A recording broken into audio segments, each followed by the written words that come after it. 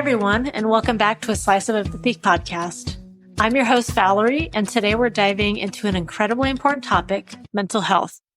With everything that's happening in the world, anxiety and depression are more common than ever, and navigating them can feel overwhelming. And joining me today is Brian Sachetta, who is the author of Get Out of Your Head, the book series, and creator of the blog of the same name. He is on a mission to help people break free from the cycles of anxiety and depression, and offers real, actionable strategies to help improve mental well-being. In this episode, we'll talk about how our lifestyles and relationships impact our mental health, common misconceptions about anxiety, and practical tools that you can use today to start feeling better. And if you've ever felt stuck in your own thoughts, this is the conversation for you. So let's dive in. If you can share a little bit about your personal journey with mental health and what inspired you to write the Get Out of Your Head series. Yeah, for sure. So I guess a little primer background.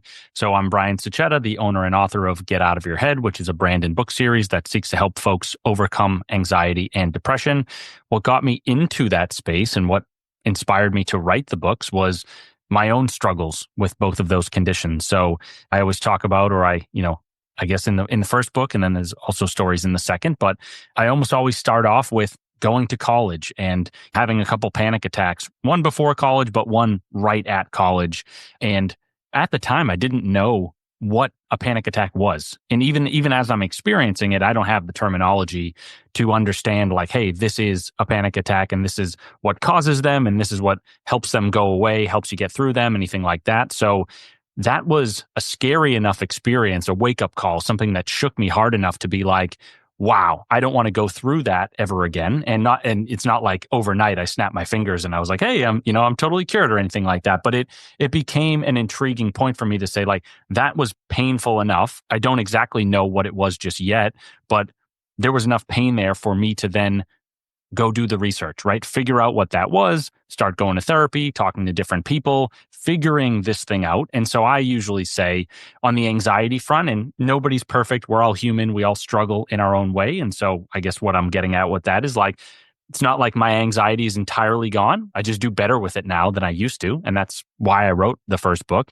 But, really, there was a 10-year time period there where I was experimenting and I was researching and I'm going to therapy and I'm talking to people and all that, trying to get a grip on my own anxiety, right? And over those 10 years, I felt as though I had learned enough and implemented enough and sort of tested out different tactics that I had learned over that decade-long period to say, hey, I have what I would call my mental health toolkit, things that work for me in a wide array of situations. And I like this concept of being able to teach other people some tactics that they could put into their own toolkits, but then also just teach them the strategy overall of like, hey, let's take the mindset of we need to cultivate our own tactics that work for each of us. And then also have enough of those at our disposal to be able to pull them out in the right situations. Because there may be, maybe you go to a job interview and one way that you calm yourself down is not going to fly in, a corporate office. Whereas maybe when you're at home and you're on your couch, you can do something that relaxes you. So my overall brand, and, I guess that's kind of the recap of how I got to where I got to. But, the overall brand is just trying to be a dude in the space, right? I'm not a doctor. I'm not a psychiatrist, just a dude who's been through a lot of the same things that other folks have. And because I have that, real world experience and I have that pain and that knowledge, I'm like, okay, I empathize deeply with folks who are in this struggle themselves. And this is not tooting my own horn. It's just like, I have some things that have worked for me, and therefore tying together that knowledge with the empathy or the feeling of understanding what other people are going through. I'm like, hey, I'm here to help. Let me know how I can. I love that actually. And kind of going back to the job interview analogy, I was actually in this boat probably back late last summer of looking for a position after I was laid off. And I would often get like crazy anxiety around interviews, as I'm sure most people do. And, we kind of think about that where they say, imagine the folks in their underwear, right? For me, it'd make me bust up in inappropriate laughter randomly. But really my strategy was like just reminding myself, kind of much as we're having a conversation right now, is that, the person on the other side of the screen has been in my shoes. And they're hired to do this position to interview folks. And at one point or another, they've been in the same spot. And so I think it really humanizes things because, of course, we want to, make the best impression and be professional in an interview. But I think it also kind of thinking of it as a two-way conversation kind of helps alleviate that anxiety. And I know it really helps me, but I feel like it's helped many folks that I've talked to as well, just kind of thinking it as conversational. And it's interesting because I also interview folks as part of my 9 to 5 as well. And they're like, you've really helped me just feel a little bit more at ease because I was really nervous. And a lot of these interviews were just learning more about my colleagues for different stories that I was doing. And that was just really nice for me to hear because sometimes just even as an interviewer, I get a little bit anxious or nervous, right? And so I feel like it just humanizes things to kind of realize like we're kind of in the same boat. Yeah, for sure. And you made so many great points there. I want to touch on all of them. I'm going to forget what each of them are. But one thing, right, is like with anxiety, and this is I'm not criticizing anyone. It's just kind of how it goes. And I'm in the same camp too, right? Is with anxiety, there is a great focus on the self, right? How do I come off? Do these people like me? What do I look like? How do I feel right now? When you bring that more humanized approach to things and you say to yourself, this is a two-way conversation. There is somebody across from me who is taking part in this. You can potentially open yourself up to other questions that aren't so focused on yourself. You could say, hey, how is this person feeling? What's going through their head? Are they anxious, right? And I think, you brought the example up of when folks sometimes say, picture the audience in their underwear. I mean, if that works for you, that works for you, and that's great. I like being able to kind of say, instead of necessarily picture the folks in their underwear, picture them being nervous. And I'm not trying to, it's not like a dominance thing, but it's just like, hey, I might be a little bit nervous, but they might be more nervous. And it's a trick you're trying to play on yourself for good reason to be like, hey, maybe I can focus on them rather than focusing on myself for a moment. Oh, I love that. And it's definitely something that I think we don't really give a lot of thought into. And honestly, I think we really should because like we think that the interviewee is going to be the one that's nervous. But when I first started doing these podcasts, I was actually pretty anxious about doing them. And, even today, I get a little bit nervous, like, I wonder how that episode is going to do, right? And so I really want to talk about your work as well on overcoming anxiety and depression. What would you say are some of the biggest misconceptions that folks have about these conditions? Yeah, I mean, the first and kind of easy answer, right, is just that anxiety, depression, struggles with mental health are just weaknesses, right? And I think the truth is much more nuanced and complex than that. Obviously, it stinks to deal with anxiety. It stinks to deal with depression. And you could look at it from a standpoint of, hey, I want to do X in my life and my anxiety or my depression or whatever is holding me back from doing that. And that is a hindrance, but I still don't think it's a weakness, right? And I like to, I don't know, I'm, kind of nerdy and techie and all that stuff. So I usually look for some science or some research to like try to back up some of the points that I'm trying to make. And what I always point back to is like evolutionary psychology, right? So I think very quickly, if you try to figure out like, what is the root cause of anxiety or like how does it manifest? Why does it manifest in the body, right? It's basically a survival mechanism. So your brain and your body are trying to get you out of threatening situations. If you then play that all the way out to today, where it's like, hey, we're going to a job interview, we're going on a first date, like sure, it feels like a weakness, right? When you're experiencing it and you're like, am I not good enough? Why can't I just do this thing that other people can do? It sure feels that way. But you got to remember, like this is hundreds of thousands of years of evolutionary programming of your brain being like, I have identified something scary about this thing that you are about to go do. And hundreds of thousands of years of this evolutionary programming are now flashing the red, the warning signals, right? And saying something could go wrong here. You care a lot about this situation. Therefore, we're trying to protect you. The real challenge, right, is like, when you then step back and say, as a human, as a person who is going to an interview or a first date or whatever, like that's not helpful. But again, if we're talking about, is this a weakness or not? I'm like, it's literally a survival mechanism. Sure, you could say that it's one that is not helpful anymore. It's a little bit obsolete or it's outgrown its roots, so to speak, right? It's not like we're facing a bunch of like real saber-tooth tigers on a daily basis. But we are now facing things that are metaphorical representations of scary possibilities, right? And so from that lens or that angle, I like to talk about that because I'm like, oh, when I frame it in that position, then I can say to myself, okay, this is not a weakness. I therefore then don't need to go down the loop of I'm a loser, I'm an idiot, I'm incapable, whatever. I'm just like, hey, maybe, for this specific situation, evolution is not necessarily on my side in this moment, but that's not my fault. That's kind of how things went over the course of time. I'm going to deal with that reality in the sense of understanding that one, not a weakness. Two, this is my brain and my body just trying to prepare me for something novel, something a little bit scary, something like that. And then once I have that reassurance, I'm going to be like, let me then go to my toolkit, right? And say like, what are some of the other things that I can use right now to calm myself down? Yeah. And it actually kind of makes me think about what we hear referred to as like the fight or flight response, especially in folks who have dealt with very intense trauma. Would you say that really plays a part in anxiety that folks have even over typical like day-to-day situations? Absolutely. Yep. So you hit the nail on the head, right? Is like we sort of synonymize anxiety, or synonymize is a fair enough word. The fight or flight nervous system, AKA the sympathetic nervous system, AKA the acute stress response with anxiety, right? So what happens is we think of something that's frightening, scary, a possibility that we don't want to endure. Once that thing comes into our mind, all of a sudden our brains and bodies are like, I have detected some kind of threat, right? And once they detect that threat, those systems, right? And they're all one and the same, but acute stress response, sympathetic nervous system, fight or flight nervous system, those systems rev up. That system revs up to keep us safe, right? So that's when, like, if you're feeling nervous and your heart is racing, your palms are sweating, you get a little tunnel vision, you get some butterflies in your stomach.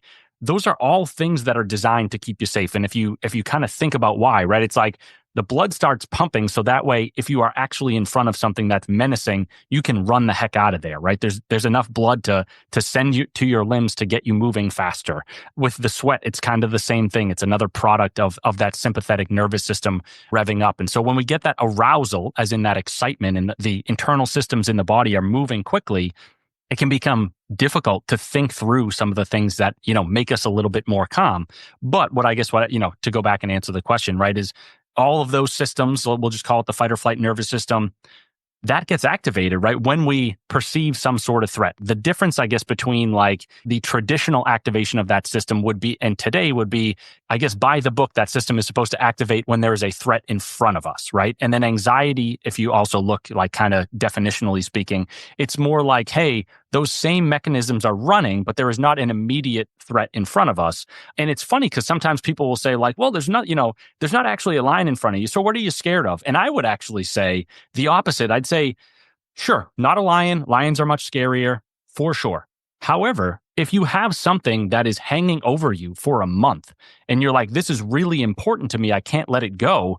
In some ways, it's like, sure, wouldn't want to be in front of a lion either, but at least I could run away from it really quick and then the situation is extinguished. Whereas, if there's something that I'm really, really afraid of and it's a month from now, that's a whole month that I can sit and stew about it and activate that sympathetic nervous system and continue to run the fear loops in my brain and get continually anxious. So that's not a fun place to be. Yeah. And when we think about like a lot of the everyday scenarios and like the smallest of situations, like maybe we're at an interview and maybe we mid-sentence and lost for words, or maybe we're in a theater play and we miss a line or something like that.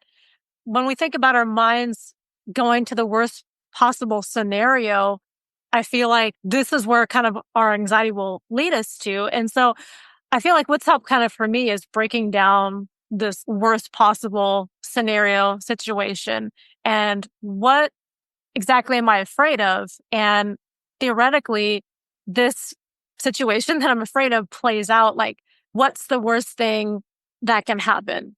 And a lot of times, I mean, for me, like simple things like that, I'm like, oh, I'm going to be so embarrassed. And so I know like some other situations that I've been in, like, for example, I've been on Bumble BFF for, making new friendships. And I think, again, we're meeting new people and like, we're afraid of not presenting our best selves. And maybe we're afraid that for example, maybe the person's not going to like us, or maybe it's not going to be a good fit or something like that. Same thing for dating as well. And I know what's really helped me is that it's like, well, if it wasn't a good fit, it's for the best, and so we can't always appeal to everyone. I mean, that's just life. And, if we are like, do something simple, we're also human and, we slip up. And so if it's a situation where it's just a matter of, oh, I'm feeling a little embarrassed, about what that person might think. And so we have all these scenarios in our head like, oh my gosh, this person thinking, and I came off like an idiot, da da da.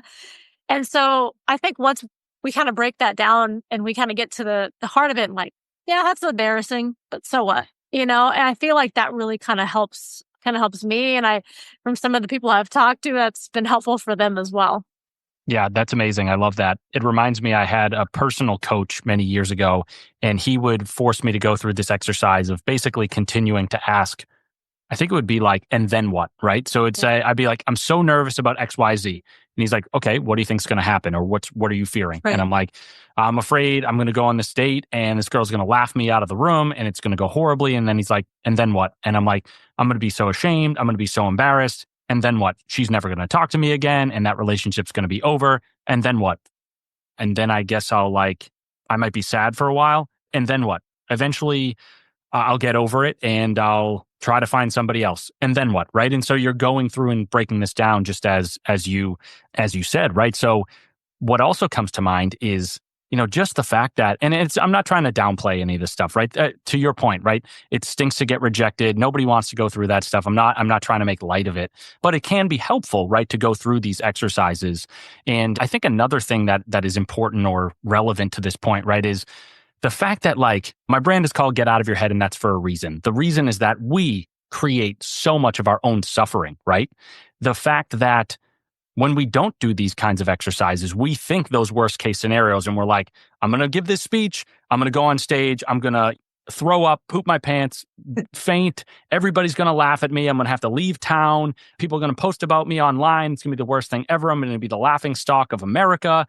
And then you really think about it and you're like, the odds of that happen, sure, nobody would want to go through that either. But like, that's the cause of so much of our anxiety. And when we really slow down and we stop and we say to ourselves, okay, what are the odds of that actually happening? Quite low. And then even if they did happen, like, obviously that's a pretty extreme one. And I certainly wouldn't want anybody to go through that. But if you were more like, I'm afraid I'm going to forget my lines, and then you do the what then exercise, it's like, like, sure, it's going to sting. It could sting, but like, we'll be okay. We'll figure it out. We'll kind of regain our footing, that sort of thing. So, Yeah, 100%. And I feel like that repetition can really just kind of help us like move forward and then kind of get to that point where you're just like, oh, well, and if the worst case scenario does happen, we feel a little bit embarrassed, more easily brush it off as well. Oh, yeah. well, And whatever. and I guess one thing to add too, right, is like, of course, horrible things happen to people. And that's why PTSD exists, right? If something so bad happens, you can't process it. I totally get that. And I'm not trying to glamorize what I'm about to say at all. But I think also, right, is like we fear failure so much that for a lot of us, myself included in various aspects of my life, we've actually never really failed. We've never allowed that opportunity to happen because we're so afraid of it. Therefore, we put it up on this pedestal, right? And so it's like, I can't fail. That would be horrible. When in reality, if we fail, yeah, it's going to hurt. It's going to be painful. And then we're going to do it again. We're going to do it again. And eventually we're going to be like, yeah, it's still painful. I don't want to go through it, but like, I'm not putting it up on this pedestal. I'm okay with it. I'm not preventing myself from doing things that I want to do and getting to where I want to get to because of that pedestal that I'm placing it on. Yeah, 100%. And you mentioned the psychological impact of our lifestyles and relationships. Can you tell us about how they shape our mental health? Why don't we start with lifestyles first, right? So I think that, drawing from, I guess, my second book where I talk more about depression, I do say in that book that there's a theory out there, and I kind of elucidate on it, that depression is a disease of the modern lifestyle. And I guess, what do I mean by that? What I am really getting at when I say that is depression. Obviously, there's a lot of ways that it can manifest, but some of the common ways that it manifests are through like kind of living a lifestyle that is out of sync with almost our genetic and evolutionary makeup. So if you think way back to, again, going back to kind of like survival and evolution and all that, right? over time, we were shaped by various forces. And it was like, okay, so, those forces eventually shaped us to be like, hey, we need you, and I'm saying we as in just those natural selection, that sort of thing, right? We need you to get exercise. We need you to stay active. We need you to eat plenty of healthy and nutrient dense foods. We need you to get sunlight. And then that way, it can produce vitamin D and all these other vitamins in your body and whatnot. And so my argument, and it's not a novel one, but I'm just like, in that book, I say that, hey, we are now living lives that are detached from those survival incentives, right? The things that kind of pushed us to thrive and survive in the past. And so again, what are some of those things, right? So we're not eating a diet that is conducive to our mental health anymore. So, we don't necessarily get all the vitamins and minerals that we should be getting. Hopefully you take a multivitamin, or at least listeners are, I guess, eating a wide array of foods that give them the vitamins and minerals that their body needs in order to thrive and operate effectively. There's also a lot of research there around like omega-3 intake. So these are fatty acids like fish oil capsules. That's one that I guess folks would be familiar with. So there's some research on this specifically, but then there's a popular self-help writer, right? So Andrew Weil, he talks a lot about omega-3 fatty acids, saying that like, if you look at the brain, it's mostly fat and mostly water. And as a result of that, like you need a good balance of omega-3s and omega-6s in your diet to be able to have your brain function properly, right? And I guess what I would say is I think it's like 2-to-1 is the ratio that you're striving for, but please, folks that are listening, just double check that online and make sure that you're getting the right balance that you need. But basically what happens is because we eat these processed diets, right? A lot of chips and cookies and stuff like that, the foodstuffs that we are eating are stripped of vitamins and minerals and omega-3s and stuff like that. And so therefore we're not getting all of those building blocks that we need in order to thrive. And when we're not getting the omega-3s that we need, there is some research that shows that can be a contributor to depression. If we keep going down the line, I mentioned like, obviously we were rewarded via survival, right? It was like the more active we were, the better shape that we'd be in and the longer that we would live. And also when we were active back in the days, it allowed us to, evade physical threats and predators and whatnot. Keep going down the line. We obviously, in this day and age, we are relatively isolated, and that affects our mental health as well. So like, there's so much research out there showing just, what a social species we are and how much we need to form and cultivate close bonds with other people. And, all the oxytocin and neurotransmitters that release as we experience closeness and togetherness with one another. And so I could keep going, but I guess what I'm trying to say on the lifestyle side is we're now living lifestyles that are pretty detached from the way nature intended.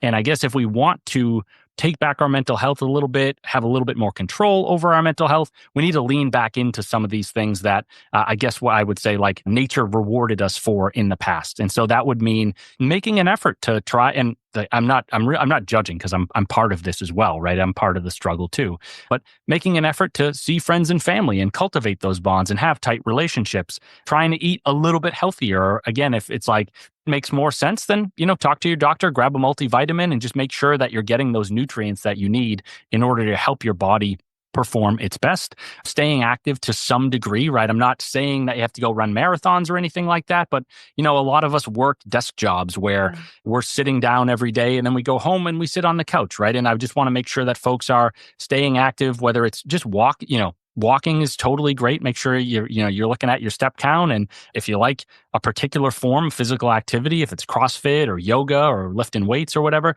lean into those things. Because not only is it good to be active, but also like there's some research there that shows like when you go for a run, folks sometimes report like the runner's high. And then when you lift weights, there's also like, I want to say it's L-tryptophan in the brain releases, which is a precursor of serotonin. And serotonin is kind of known as the happy molecule. So there's a lot of like weird science there where it's like, hey, if you think about it that way, it's like, if I go to the gym, I'm going to feel good because I accomplished something and all that. But also chemically speaking, scientifically speaking, there are neurotransmitters running around in my brain that are going to make me happy after I do these workouts. So to the degree that you can, you might want to try to lean into that stuff.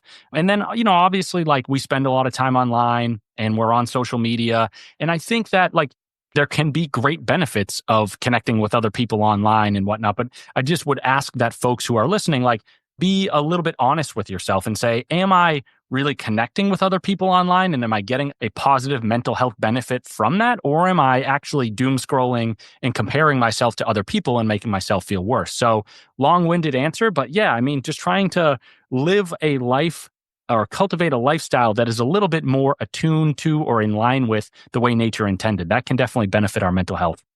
Yeah. And you mentioned social media, and I kind of want to go back to that. But I think so many of us are caught up when we're scrolling in a way, feeling bad about ourselves when we're seeing friends, family, and, folks on our friends lists and people that we're following, celebrity influencers. We get so caught up in seeing a lot of times very lavish lifestyles, and we're often thinking, oh my gosh, I can't measure up, or it's not realistic for us to measure up. And I think so many of us get caught up in, instead of it being a positive experience where we're connecting with people, it often leads to us like comparing ourselves and feeling bad about ourselves as a result that we're not measuring up. And I think a lot of influencers in particular, it's almost like a one-sided relationship, specifically when we're speaking about like influencers and people that we're following that we don't know. And we develop this like one-way relationship. And I think in some ways it can be rather toxic, right? Because that person doesn't know anything about you, but like if they're showcasing their life, you already know so many things about them. And it can be this door or this pathway to feeling lonely. Like we're so connected more than ever before, but then we're so much lonelier than we've ever felt. And I think a lot of that has to do with the world of the internet, really. It's made it so easy for us to interact with people without having to, I don't know, say go and meet up for coffee or something like that. And one hand, it's great because I can chat with people who are maybe on the other side of the country or even other parts of the world. But at the same time, it just can make us feel so isolated.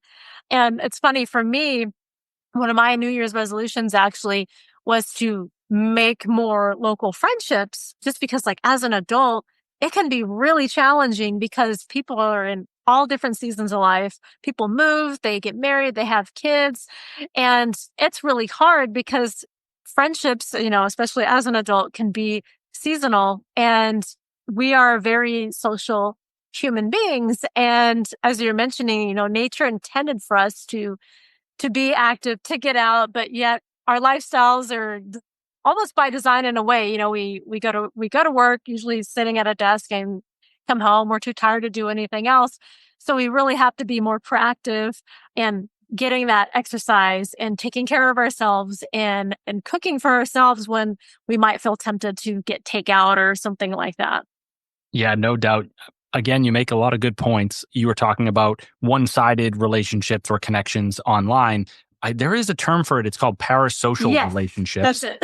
Yeah, so I find that fascinating too. And I guess maybe this is the counterculture in me or whatever. But I find it helpful to remember that like a lot of what we see online is smoke and mirrors, right? Or at the very least, a highlight reel. There's been times where it's like, hey, I'm dating this woman or I'm interested in this woman or whatever. And there's been times where I'll be out with somebody and, you see their Instagram feed. And then when you're out with them, you see them taking 1,000 pictures just to get the right picture, right? Mm-hmm.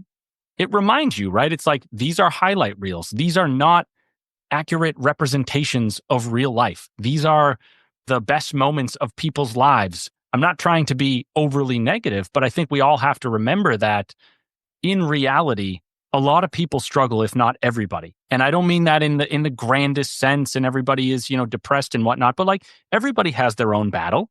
Very few people, if anybody, is going to post about that online, right? Because Instagram or whatever the platform is more of that like, hey, look at me, look at my lifestyle, look at how well I'm doing.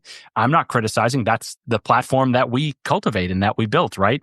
And in a lot of ways, few of us would really want to admit that we are struggling or anything like that. Right. So it's not picking on anyone in particular, just saying that the next time that you find yourself like, and this is yourself as in the audience, right? And myself included, a message to myself is the next time that we're scrolling online and we're like, oh man, that guy's got big muscles and that guy's got a car and that girl's got the perfect body and, they're on this awesome vacation. It looks like their relationship is amazing. It's like, one picture does not tell the whole story. And in reality, there's probably a lot more going on underneath the surface than you probably imagine. Yeah, 100%. And that's kind of like what leads me to the next topic really is like so many people more so than ever before are taking breaks from social media. And I think largely, I think this is probably the reason it can take so much of our mental capacity, time, and energy, really, especially when we're scrolling and we're realizing that it may not be healthy for us. So when we think about someone who might be recognizing that their environment or maybe, they're spending too much time on social media and how it might be contributing to their anxiety or depression, what would you say are some steps that they might be able to take to change it? Yeah, I think it's tough, right? Because it's almost the fish swimming in water phenomenon where, it's sort of like that's just what the fish does. They don't realize it. So the first piece of, they obviously say it's like the first step to, fixing a problem is identifying it, right? So being able to say like, this is the water that I've been swimming in is an important distinction to make. But that's the hard piece, right? I think it unfortunately requires enough pain or isolation or disappointment, anxiety associated with the social media use to eventually it's knocking, and eventually, you start to hear the knock and you open the door and you're like, okay, there's something here. So obviously that awareness can come from within, as in the person is using it and they're feeling those feelings, or, it's also possible that they're listening to a podcast like this one and it causes them to pause and kind of question things, right? Because we've all had those moments where we're like, do I do that? Is that happening to me? And so once you have that awareness, I think it becomes easier. Not that it becomes easy, but a lot of people talk about social media diets, as in like just be conscious about what you are consuming. So if that means that you need to unfollow certain people, folks that maybe you get jealous of them, and that's totally fine.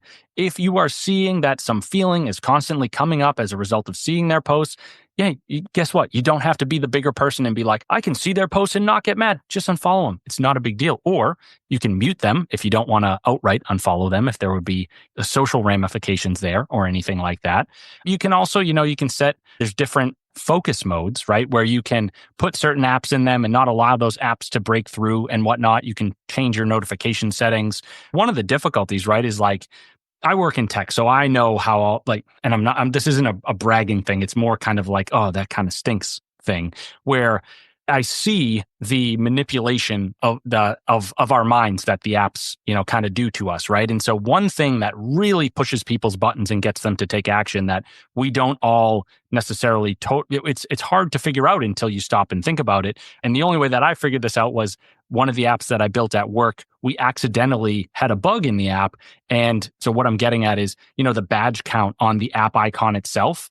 If your badge count is less than 0 and therefore that badge is there's just something in the brain that cannot let it go. And it'll just open the app and open the app and open the app. And so I guess what I'm getting at is if you find yourself constantly being pulled into these apps as a result of seeing those badge counts, I would recommend going into your notification settings and either turning off notifications entirely for that app or turning off the badge count. Obviously, there is a risk of you're like, well, the badge count tells me when I have a notification. Then I go into the app rather than having to open it all the time. But I write a lot of software.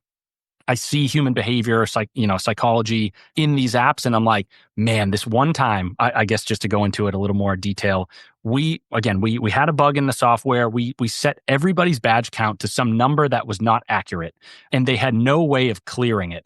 And basically every single user wrote in and was like, why is my badge count not going to 0? They were so mad. And so I'm like, they were right. It's annoying to have that badge count, but it just showed to me, I'm like, that is such a powerful tool, right? And so if we use it, I guess if we kind of turn the tables a little bit and we say, because it's so powerful, I'm going to just not even participate in this game. I'm going to turn my badge counts off or badge count for a specific app. That can really help you because one thing that I have noticed is Facebook these days, they send you all sorts of notifications and they have nothing to do with anything. And yet, because that little badge count, just triggers something in our brains, we go back into it. So again, yeah, I'd say recommend turning that off if it makes sense. And again, yeah, some other ideas, unfollow people, set, time limits on these different things. There's I think on most of the mobile devices these days, you can see like a screen time count. You can figure out how much you have been in a certain app, and you can even set a time limit on those things. So those are all some ideas. It's obviously hard. These apps are super addictive. Not that many people talk about that, but they have been engineered to hold your attention. And so got to fight back a little bit. Yeah, exactly. Actually, at the beginning of this year, I made a point to turn off a whole bunch of notifications. My husband and a friend of mine were like, "Oh my gosh, like you have so many notifications." And I think like detoxing a little bit from all these notifications. And I think also feeling like I have to constantly like be on. And this could also be relating to like maybe this could be your work email that you're checking on your phone or something like that. And it also could be shopping apps. Shein or Temu, for example, are notorious for a plethora of notifications. And then like all these apps, and it's like every time you open your phone, it's like it does something to your brain where like, just like, it's like instant overwhelm. And it's really helped me to shut off anything that's like basically non-essential that I'm not like actively looking for. For example, I do instructor substituting. And so sometimes I like to watch out for emails to see if there's any opportunities. So I'll shut off my notifications for a lot of other apps, but not necessarily that one because I want to be informed if there's any available sub shifts. So you just kind of have to cherry pick if there are specific things that like are really important that you want to monitor. Maybe you only just have notifications turned on for those specific apps, but like the shopping apps or your email or Facebook or Instagram or whatever it is, to turn them off. And I found for me specifically, if I have to go into the app or have to think about going into the app, I spend a lot less time social media, specifically like Facebook or whatever, if I don't get that notification on my phone. Once I get that notification, I'm in there. Or, if it's a shopping notification and I'm in there, I'm spending money before I know it. It really could be helpful in so many different ways to kind of detox by limiting your digital clutter, I want to call it. And I want to pivot a little bit because I want to talk about your books. Your first book specifically focuses on strategies or actionable strategies. Can you share maybe one or two of them that our listeners can start applying today? Yeah, for sure. So a little background on that, right? So the first book is called Get Out of Your Head, A Toolkit for Living with and Overcoming Anxiety. And in that book, it's broken into two parts, kind of, equal size. So the first part is focused on in the moment, like, okay, I'm feeling anxiety right now. I'm feeling that fear. How do I walk that back? Providing strategies, tactics that center around that ethos, right? The second part is the higher level of, okay, how do I get myself into fewer anxiety provoking moments in the first place, right? So then when you put those two things together, it's like, I get anxious less often, and then I know how to get myself out of the anxiety when it arises. I think what is usually for folks is usually more actionable, more helpful just to talk about on podcasts is usually the first half of like, okay, what are some things I can do in that moment to feel a little bit better? The funny thing is we have actually been talking a good amount about some of these tactics, without necessarily directly calling them out. So one that I'd like to call out now, and we can kind of keep the conversation going on this, is so I've got this framework in the first half of the book called the 10 steps to getting out of your head. And those are those just simple tactics that you can use when you're feeling fearful to walk that fear back. So step 9 on that list is remind yourself that the worst part of anxiety is the waiting. And why I like this one, right? We talked about giving speeches, doing things that are scary, having that lead time, building up those worst case scenarios in our minds and being like, oh my God, it's going to be so horrible. I'm going to faint on stage and whatever. Now, I guess in order to have trust in this tactic, you almost have to go through a few anxiety provoking moments yourself. But you could also, you could take Valerie's advice, you could take my advice, or you could trust us on this one. You go through enough of these situations, and what this really comes down to is not saying that bad things can't happen in those anxiety provoking moments. It's that 99 times out of 100, and maybe even 9,000 999 times out of 1,000, the stories that we tell ourselves and the fear that we generate in our minds, the images that we concoct leading up to those situations is worse than anything that actually happens in those situations for real. And I think why I find this powerful and other folks find it powerful too is once you draw that conclusion, you can kind of diffuse things a little bit. You can say, okay, I am thinking about worst case scenarios and the worst possible outcome right now. But just because that's happening in my mind doesn't mean that that is how this event is going to play out in real life, right? And that takes the pressure down and be like, yep, it's okay. That's how my brain works. I'm really scared right now, but if I remember to just kind of, float along and trust in the fact that, the worst part of anxiety really is the waiting. Once I get there, sure, it might not be peachy keen or whatever, but things are going to go usually pretty well, if not they'll usually go well. And if they don't, again, that story that I'm telling myself is going to be far worse, right? We concoct all sorts of horrors in our minds, thinking that because those stories are coming into our heads, that's going to be how reality plays itself out, when in fact, that's just not how things typically go. So that's number 9. I guess let's look at one more. Yeah, this is a good one. So this one is step number 2, and it's called determine the true importance of what's making you anxious. And why I like this one and why I think it connects to our conversation is we talked about, you had asked about, the fight or flight nervous system, and I had said, AKA the acute stress response, AKA the sympathetic nervous system.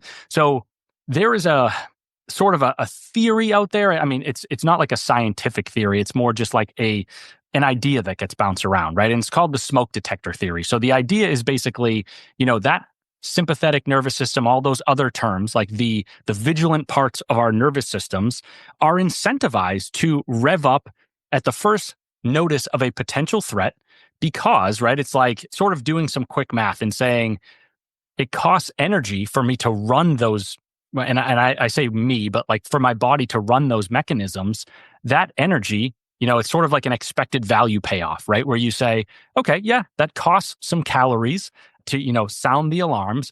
But if I don't expend that energy and then this thing that is threatening in front of me, I wasn't prepared for it. And that, God forbid, takes me out and I'm dead, right? That's the ultimate loss. And so it's like the smoke detector theory is saying that there is there's some threshold in the mind, in the brain, in the body where it says, this probably isn't a threat. It might not be or could not be, but it behooves me to treat it as if it is one, because if it actually is, and I don't treat it that way, I'm in big trouble. So what does that mean for us, right?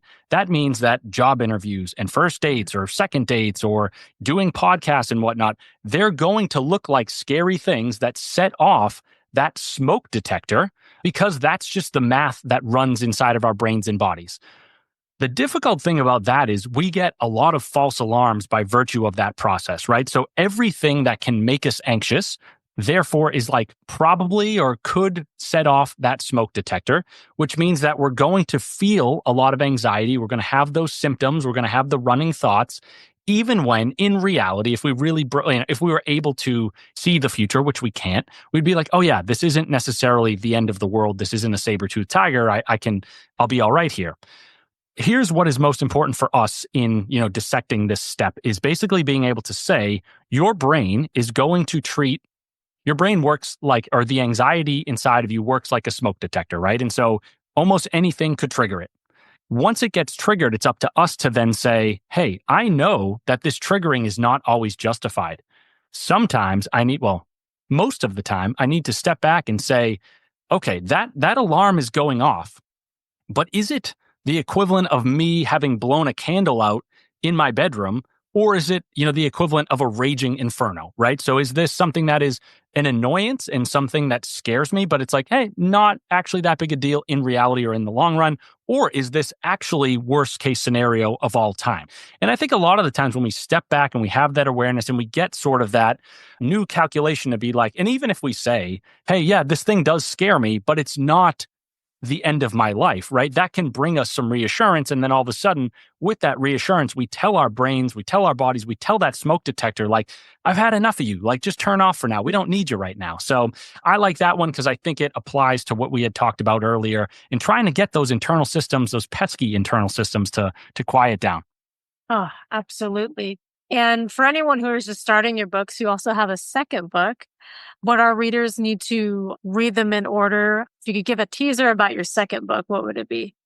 Yeah, you don't need to read them in order. And, just for my own purposes, I'm like, I did an official series, but I'm like, should I have done that? Should I not have done that? I don't know, but I kind of worry. I'm like, I hope folks know that they don't necessarily need to read the first one to pick up the second one. The second one is focused on, it's essentially the first book, but like, it's me, the same stories, the same brand, but focused on helping folks overcome or manage depression. So what I like to say about that book, the main difference besides, anxiety versus depression is the fact that anxiety tends to be, we synonymize it or we liken it to that fight or flight response in our bodies. And therefore, if we can get that acute stress response to calm down, sometimes the anxiety goes with it. It turns off, right?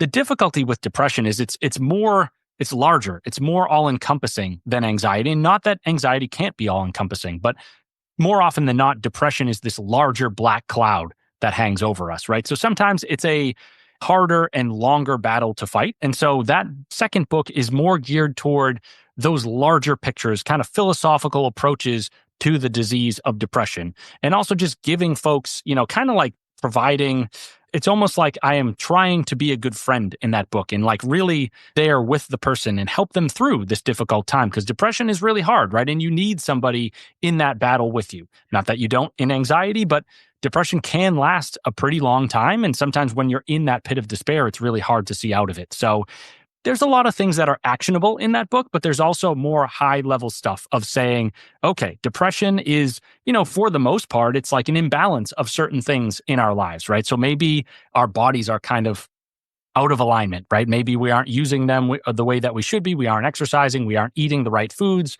getting the right nutrients. Maybe, it could be that we just have the wrong genetics, or maybe not wrong, but we have genetics that predispose us to depression. Could also be that we are thinking the wrong thoughts. We hold the wrong beliefs. We're telling ourselves the wrong stories. Could also be that, our situation in life, our friends, our family, our relationships, our job, our workplace, where we live, those things are off base. And so it's a broader, larger endeavor not endeavor, but like journey that I take the reader on to be like, unfortunately, depression, we sometimes have to rebuild those different areas of our lives. And that can take time, but I'm here to tell you that not all hope is lost, right? I'm here to help you, usher you through this journey, give you some hope, give you some help along the way, and reassure you that, like, I guess if you trust me a little bit, like, we will eventually get through this thing together. Oh, 100%. And that's so well said. So for someone who might be struggling with anxiety or depression, but maybe they're not sure where to start, what would you say to them? Wow, that's a good question. The reason why I hesitate a little bit is I don't want to just jump into like shameless self-promotion. You could, if you wanted to, if you felt so inclined to pick up one of my books, that'd be great. But I think really like first step would be find someone that you feel comfortable with, that you trust, that you can open up to a tiny bit.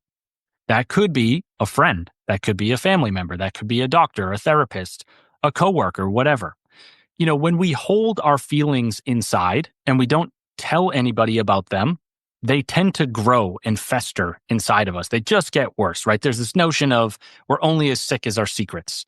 And so it's like the more secretive we are about our anxiety, the more secretive we are about our depression, the worse it tends to get, right? Because we're like, oh, I can't turn anywhere. I can't tell anybody about this. What I would just say is you look at these statistics, 1 in 5 Americans deals with, a difficult mental disorder every year. And that could be anxiety, depression, PTSD, OCD, whatever. I say that to not make light of these things, but to let folks know like it's okay and it's normal, in fact, to deal with these things. And if it's normal and if it's 1 in 5, then in reality, you're probably close with 4 other people, 5 other people. I would bet that one of those other people is going through something similar right now. So knowing that, and we don't want them to, but it's just the math, right? Knowing that that is the case, I think we should feel a little bit more welcome to talk to somebody, to be like, look, it's not like this is the rarest thing in the world and I'm completely messed up and nobody else is. We're all struggling to some degree, right?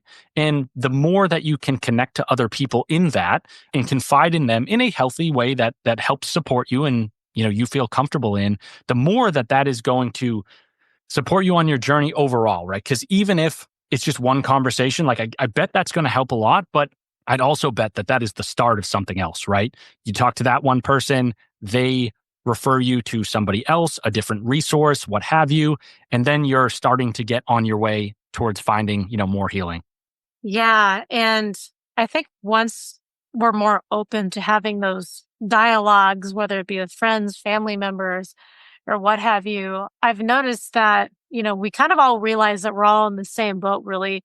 And this can even happen with people that like maybe we think that, oh, yeah, your life is so perfect, and then maybe their dog passed away or maybe they're having relationship struggles. And there's so many things that, especially when we come back to the world of social media, that we're not realizing are going on below the surface. And I just think it's beautiful to really make those connections with other people and just like realize, okay, we're all in the same boat. Like we're all going through life's challenges and nobody's life is perfect. Kind of brings us back to that, like, that we're all human, that approach to we're all in this together kind of thing. Yeah, no doubt. I mean, not to be grim, but they say the only people without problems are the dead people. So, right. And before we close out, can you share with our listeners how they can connect with you, maybe buy your books, learn more about your work, and get access to your resources? Yeah, thanks for that. Best place would be my website. So that's getoutofyourhead.com. If you go there, you'll find the books themselves, my blog, some other resources to coaching and buying merch and stuff like that. If you wanted to, you could go to the retailers themselves. Like if you went into Amazon, I would say probably type my name in. That's Brian Sachetta. You can type in Get Out of Your Head as well, but there's some other competition that causes my own anxiety and depression to flare up. So I'll leave it at that. Awesome. Well, I'll make sure I get that down in our show notes below, but this has been such an amazing conversation and I've really enjoyed it. And I know it's going to be so beneficial for our listeners as well. Awesome. Thank you, Valerie. It was a great conversation. I hope you have a great night. Awesome. You as well. Thank you.